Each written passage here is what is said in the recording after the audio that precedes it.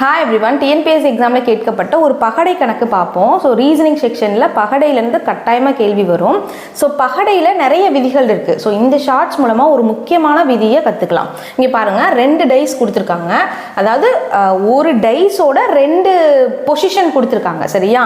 ஒரே டைஸ் தான் 2 பொசிஷன் கொடுத்துருக்காங்க. கொடுத்துட்டு என்ன கேள்வி கேட்குறாங்க பாருங்கள். 3க்கு எதிரான தளத்தில் வெயிட் 3க்கு எதிரான தளத்தில் உள்ள எண் எது அப்படின்னு கேட்குறாங்க. இது ஒரே டைஸ் தான், ஒரே டைஸோட 2 பொசிஷன்.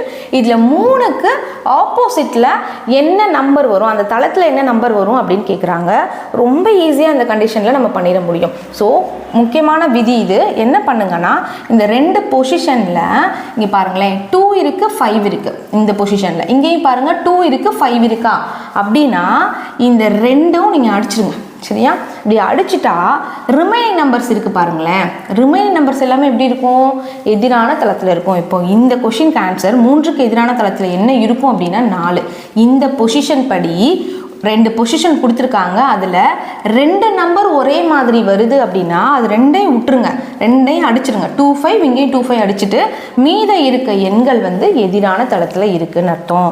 அப்போ இந்த கேள்விக்கு 3க்கு எதிரான தளத்தில் 4 இருக்குது, 4க்கு எதிரான தளத்தில் 3 இருக்குது. ஒருவேளை இதே கேள்வியில் 5க்கு எதிரான தளத்தில் என்ன இருக்கும்னு கேட்குறாங்கன்னா இந்த 2 பொசிஷனை வச்சு நம்மளால சொல்ல முடியாது. விடை தெரியவில்லை, அந்த ஆன்சர் தான் வரும்.